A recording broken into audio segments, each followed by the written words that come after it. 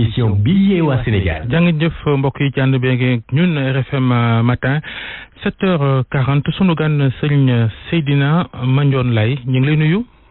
ñu ngi lay fay Babacar. di wax ni doom nga ci xalif général des Layènes Serigne Abdoulaye Thiaw Laye maak Georges Désiré Diop nag li ñuy waxtaan ak yow bokk na ci la ñuy njëkkee sax mooy démb ca Cambérène ginnaaw Macky Sall président de la République ci wàccaayu màggaluk appel bi dafa demoon seeti xalif bi ca Yoff ca Cambérène nag gone yi Layène yi ne du ca dal ndax ñoom am nañu leen metti lool rawatina yoon wi ñuy wax VDN 3 na mu jaaree ci xabru Seydina Issa bi ak yéen cay def ci jumtukaay dafa tabaxu mbir ak yooyu ànduñu ca ba tax ñu doon manifester démb sa gis-gis xam nañu xale yi bàyyi nañ la xel lool foofa sa gis-gis ci seen njàmbat geeg seen manifester démb gi. bismillahi rahmaani rahim. alhamdulillahi rabbil alamin wasalaatu wasalaam ala ashrafil mursalin sayyidina muhammadin wa ala alihi wa ashaabihi wa man tabi'ahum bi ihsani ila yawmi din. asalaamaaleykum wa rahmatullahi wa barakaatu. Babacar ñu ngi lay gërëm ñu ngi lay nuyu it di nuyu Georges Désiré Diop ci dalal bi ngeen ñu dalal fii ci seen loko yi ñu bëgg a waxtaane li nga xam te ni que ni mooy njaboot gi. mooy diine ji. moo it ay difficulté nga xam te ni que ni diine ji ak njaboot gi ñu ngi koy jànkonteel loolu defe naa moom la ñu war a càmbat tey ji démb nag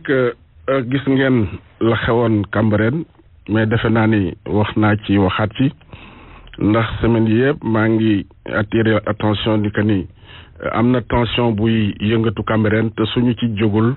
xaj na dana andi la nga xam te ni que ni du neex kenn loolu nag xam nga xale fu mu jógee morom yu topp ko souvent day am ay difficulté waaye nag du loo xam te ni que ni lu bees la ndax fu baat na sosoo ba nëga ni lépp la nga xam te ni nit gis na ni que ni baaxul ci moom dana fexe xool nu mu koy defare wala nu mu koy dindee loolu nag damay sargal njaboot gi yëpp di leen ñaan ñu dal ndax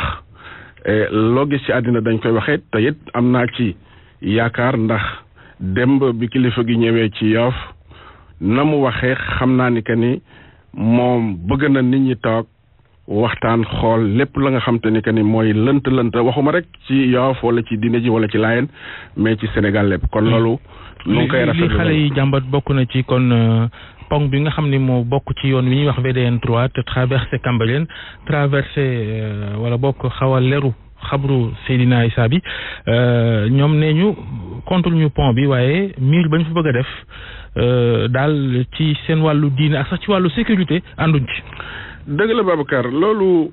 damay rappeler rek lenn damay wax ni que ni Seydina Limaamu alayhi salaatu wasalaam bi muy woote su ngeen xoolee ni dëkk mi yëpp dafa nekk ci littoral bi soo déparé fu mel ni que ni Ngor Yoff Cambérène ba Malika dëkk yooyu yëpp ci boru géej la nekk donc loolu dafa nekk taarix ci Seydina Limaamu kon tey jii suñu demee ba jamono di dox ba nga xam te ni que ni jël nañu géej googu def ci la nga xam te ni que ni kenn dootul gisati géej gi kenn dootul respirer ci ngelawul géej gi ma ni loolu c'est un problème moo taxoon ma ni xaj na conception bi ñu koy commencé ak bi ñu fi muy tere xaj na dafa wóote parce que dégg naa ni la ñu waxoon au départ du woon lii ñu def tey jii. ñu fàttali ni yoon wi sax waa Cambérène nanguñu woon mu jaar foofa après ay négociations ay ati at ñu d'accord ni na fa jaar kon la ñu déggoo woon ak ni ñuy réaliser ouvrage bi dafa am ak wuute. dëgg la wax naa ko waxaat ko du nu bañ mukk ci àddina tali bi jaar foofu ndax nous sommes des républicains te ci réew mi la ñu dëkk. kon lépp la nga xam te ni que ne dafa nekk njariñu Sénégal njariñu askan wi kenn mënu ci opposé donc opposé wuñu ci tali bi jaar Cambérène waaye nag ñu jaarin wi dafa war a rafet dafa war baax dafa war a bañ a lor kenn te gis nañu que ni pont bi empiété na lu bëri ci ormu Seydina Issa barke demb rek bi ñu fay def ñaanu Chérif Ousseynou Laye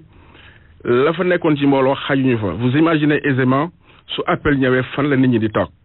loolu mu doon difficulté loolu pareegul mur bi ñëpp xam na ni que ni nun géej la ñu am géej la ñu xam ñu ériger mur bi tout au long de Cambérène yow dootoo gis géej dootoo am ngelaw bu fa dara xewee sax doo ko yëg ma ni loolu waroon nañu xalaat ni que ni loolu bañ koy concevoir que ni lii forcément dana andi difficulté te it wax nañu ne que ni xale yi wax nañu que ni conception de départ bi ak lii ñu leen andil bokkul moo tax ma ni nag kon defe naa ne dafa am un problème de communication xaw ma nag ban niveau la situé mais certainement y a un problème de communication. est-ce que loolu tukkeewul te ci li ñu mën a jàpp yaakaar ko mu di suivi bu amul ci diggante ñi nga xam ne ñoom ñooy liggéey ak communauté bi. mais forcément dëcc loolu rek la war mën doon ndax su fekkoon ni que ni ñi nga xam te ni que ni dañuy liggéey bu ñu àndoon ak ñi nga xam te ni que ni ñooy waa Cambérène ak kilifay Cambérène ñuy toog di waxtaan di diisoo di xool li gën rafet ñu koy def amoon naa yaakaar ne tey jii du ñu am benn juyoo mais li ma wax sànq rek laa ni xaj na dafa nekk communication unilatérale nga xam te ni que ni information bi du ñëw ci population yi du ñëw ci Cambérène ba loolu moo tax mu war a andi yii yëpp jafe-jafe ñi mais bu ñëwul est-ce que aussi gënul bu seetlu amee ngeen gis ne xëy na lii doxut wala ni ñu ko waroon waajee defee wuñ ko noonu ngeen dem ci ñoom. mais suñu la xale yi su ngeen demoon Cambérène tey jii dinañ la wax ne que ni am nañu une réunion avec les autorités réunion yu bëri xale yi teewe nañ ko waa dëkk ba teewe nañ ko mais dañu xamul lan moo war a tax réunion yooyu yëpp ak li ci waa Cambérène bëggoon yëpp ak lañ ci souhaité woon yëpp ñu bàyyi ko dem di defi leneen loolu moo tax ma ne la su problème amee tey jii am na fu mu rëxee rëq-rëq bi nag xaw ma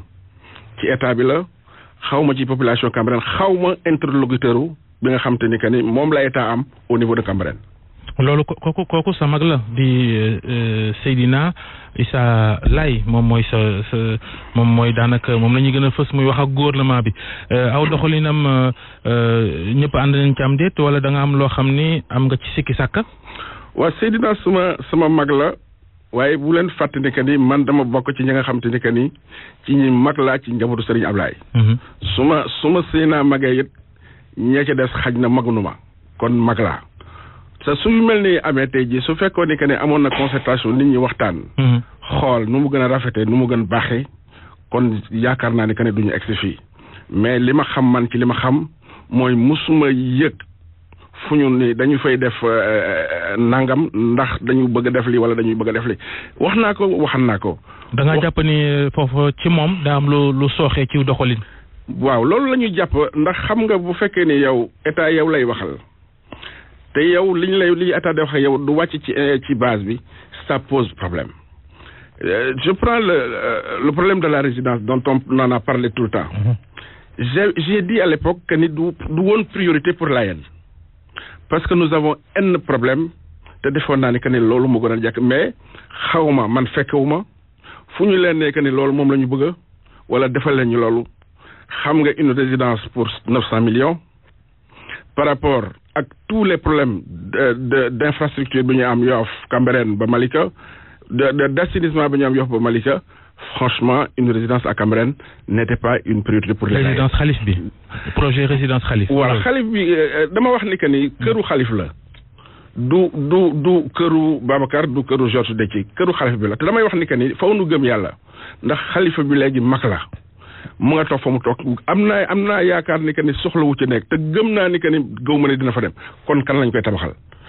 ça aurait dû servir aujourd'hui Yoff est plein comme un œuf amuñu ay yoon waroon nañ fa mën a def yeneen yoon yoo xamante ni que ni man identifié nañ ko xam nañ ko ñu def ay deux voies jële Cambérène ja tali mu dem cimetière Yoff ça aurait désengorgé un peu la circulation à Yoff parce que ku ñëw Yoff xam nga ni que ne Yoff kenn mënatu fa dugalee. bu appel bi jotee moom dina xat lool. gis nga Babacar. ñun ñii dañu am difficulté pour suñuy gën accéder suñuy kër parce que amuñu fu ñu jaar Yoff fees na donc moo tax ma ni cette résidence là n'était pas une priorité pour les Layènes loolu je l'ai toujours dit et je continuerai à le dire. mais Seydina Issa sa mag mi nga xam ni nee nga am na lu sooxe ci doxalinam ndax moom mooy wax ak gouvernement bi dafa jot mandat xalif bi non. mais nun ñëpp xalif bi moo nu jur. xawma jot na mandat xalif bi mais xalif bi ku nekk xam na ni que ni ba mu tëjee néegam ba léegi yàgg na ñamuy waxal ñu néew la xaw ma nag dafa jot mandat xaw ma jotul mandat mais nun ñi nga xam te ne aussi ay doom la jotuñu mandat te it déggunu loolu kon mënuma affirmer que ni jot na mandat pour dire lii wala lii la communauté bi bëgg parce que nag la famille ne se limite pas ci benn nit wala ñaar wax naa ko barka Demba nee na xajunu ci saal xajunu ci ëtt donc dafa am loo xam te ni que ni suy am faw nu koy toog di ko waxtaane lépp li nga xam te ni ñu baax nañu def ko lépp la nga xam te ni que ni baaxul ñu bàyyi ko.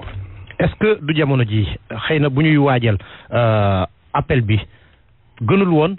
njaboot gi yëpp daje ndax ci bés boobu wala laata bés ba ngeen am occasion la plupart du temps daje ki nga xamante ne mooy njiitu réew mi ngeen tegal ko lépp ci kaw taabal bi loolu am na am amut.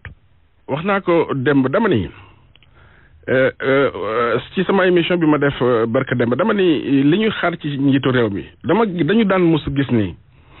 fu musa njiitu réew di musa dem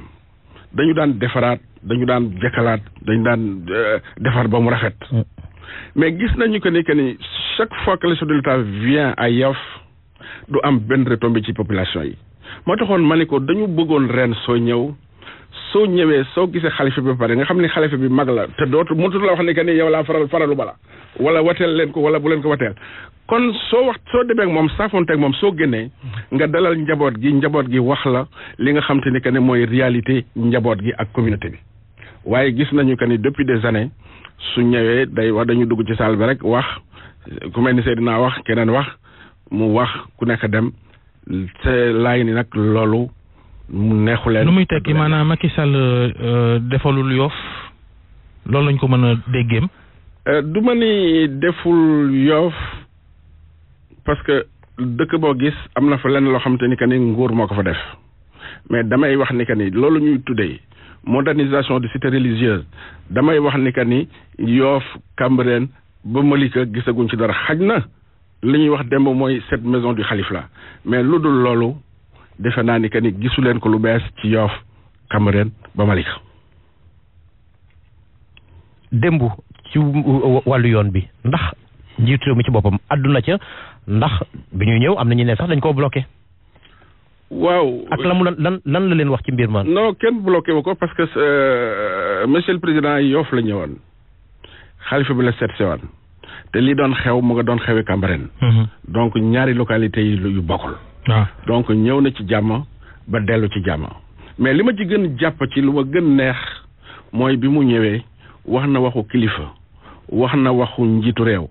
wax na luy defar Sénégal damay wax ni que ni. wax na itam 45 hectares yee suuf yi ñu war a jox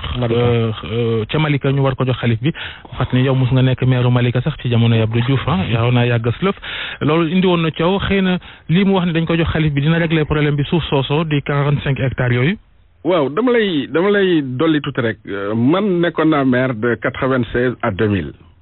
bi Abdoulaye Wade ñëwee def nu délégation spéciale laa génnoon ci yooyu ba nag taloo it defuma ko woon parce que j'étais politique non j'ai jamais été politique mais Malika dafa nekk loo xam te dafa am statut spécial Malika di këru dëkku diine la dëkku Serigne Ablaye la Serigne Ablaye nag bi waa Malika amee commune d'arrondissement ñëw ci moom ni ko dañu bëggoon Seydina Mandione mu jiital ñu suñu maire yi mu wooma ma ñëw mu ni ma kat sa mbokk yi nee nañu que ni dañu bëgg nga jég seen mari parce que c'est une première te yow lañ ci wóolu ma ni ko papa kat man li xaw ma ci dara mënu ma ci dara mu ni ma Mandione ma ni ko laay mu ni ma Malika sama Malika la Malika maa ko moom su waa Malika dajee ni dañu bëgg nga jàppale leen ci dëkk bi nga ni mënoo ko dañu naan bëggaloo dëkk bi demal nga ànd ak ñoom loolu moo ma dugaloon ci mairie ba moo tax ba mu jeexee kenn déggatuma ci loolu donc loolu dama bëgg mu leer donc la ma fa nekk yëpp it def nañu fa liggéey bañ fa doon def mais damay wax ni que ni. ak coowal suuf gu bëri. waaw loolu moom nun bokkuñu ci la communauté vraiment bokkuñu ci. loolu ce sont les collectivités locales. wax naa ko barke Demba nee naa nun li ñuy wax ak li collectivités locales yi di wax bokkul nun li ñuy wax dafa départ gàddaay ba egsi ci lieu de pèlerinage bu Malika mais ñële la ñuy revendiquer mu nga jógee Malika côté ba la jëm Tivaouane Peulh donc bu ñu def amalgame parce que dara bokku ci. kon 45 hectares yi Macky Sall wax dañ koy jox xalif bi lu normal la. may ma Babacar. loolu moo tax ma wax ni keroog nee naa woon ñun duñ ci wax ak ministre duñ ci wax ak gouverneur duñ ci wax ak préfet ni sous préfet parce que ay kilifa ñoo waxoon président Macky Sall moo waxoon ak xalifa bi ba ñu takk kon suñu ciy waxaat moom moo koy waxaat ak xalifa bi te loolu am nañ ci lu ñu rafetlu démb parce que bi muy ñëw wax na ci jox na it nee na sëriñ bi 45 hectares yi nga xam te ni que ni moom la ko sëriñ bi doon laaj. loolu dañu koy rafetlu nu ngi koy encouragé di ko ñaanal lépp la nga xam te ni que ni mën na ko ci diine ji parce que nun kat damay wax ne que ne nun amuñu parti communauté Layène lañu mooy sunu parti je dis la communauté avant les partis. bu weesoo Macky Sall mi nga xam ne day politique li mu nekk njiitu réew am na keneen koo xam ne itam day jàmmaarloog moom te ne ci kaso bi ata ngi ni bii mooy ñaareel bi yoon Khalifa Sall nar a wute màggalug wooteeg Seydina Limamou Laye gi te nee ngeen daana def lool dugal loxoom lool ci xew-xewu diine boobu. dëgg la Babacar Khalifa li mu am ci Layène yi am ko ci xolu Layène yi moo ko liggéey parce que wax naa ko nee naa Khalifa cérémonie yu mel ni bu musaan jot dana sol dalam kër gu nekk dana fa dugg dana saafante ak ñoom dana sargalante ak ñoom dana jëflante ak ñoom ak it lépp la nga xam te ni que ne Layène mu ngi ko doon yëkkati Khalifa dugal na ci loxoom kooku nag loolu la defoon ba tax mu dugg ci xolu Layène yi waaye nag teewul la ñu waroon def ak ñeneen aussi nu ngi koy def waaye foofu la leen Khalifa Sall gënoon a gën a am taxawaay ndax da daan nemmeeku ñëpp di dem ci ñëpp di waxante ak ñëpp di defante ak ñëpp loolu nag forcément su amee nit ñi dinañ am ci cofeel li mu nekk it yàlla moo koy dogal lépp la nga xam te ni que ni yàlla dogal na ko ci doomu aadama kenn mënu ci dara. léegi xaalis ba mu doon dugal ci Cambérène di jàpp ci yëf yi mbaa du xaalisu caisse d'avance. waaw xam nga nun xamul fu xaalis di jógee nun moom xaalis bu ñëwee rek dañ naan xaalis la mais xamuñu caisse d'avance la xamuñu leneen la waaye daal xam naa ni def na ba tey teraanga ci Yoff Cambérène ba ca Malika loolu nag du nag tax nu xarab kenn ndax président de la République moom it ba léegi ba démb mu ngi def teraanga ci kër gi loolu moom kenn mënu ko weddi. ba loolee waral ci 45 hectares yi nga xam ne Babacar wax na ko am na ay kàddu yi ñu fay yëkki sax ne na ñëpp ñaanal Macky Sall ñaanal ko boobu ndax. jàppale ne consigne de vote la. xam nga nit su defee lu baax faw nga ni def na lu baax. sëñ bi tontul directement rek consigne de vote la am déet. dama ni. nit su defee lu baax da nga naan def na lu baax. nit su ñëwee ne la ñaanal ma da nga ko war a ñaanal waaye damay wax ni que ni Layène ni kenn ilifu leen kenn moomu leen kenn ku ci nekk la nekk ci saxol yaa ko xam nun nag mën nanu ni que ni Macky Sall la ñu àndal te Layène àndu ak ñoom ça ne passera pas kon nag kenn ku ci nekk rek. ndigal xewi na daal ci gàttal. non ndigal moom du ma ne xewi na sax parce que ñuy gëmoon ba léegi nu ngi gëm waaye nag. jamono dafa dox ba nga xam te ne nii. boo mënee jox ndigal fukk it ñaar fukk yi kenn mënu leen jox ndigal. loolu jërëjëf sëriñ Seydina Mandione Laye di doom ci xalif des Layènes sëriñ Abdoulaye Thiaw Laye ñu ngi lay gërëm ci waxtaan wi di leen ñaanal appelu jàmm nañ ci ànd ak yéen fii ci RFM. altine ak talaata lay doon di 138e édition célébration appel de Seydina Limamou Laye jërëjëf. jërëjëf Georges Diop ci kanam bopp koñ.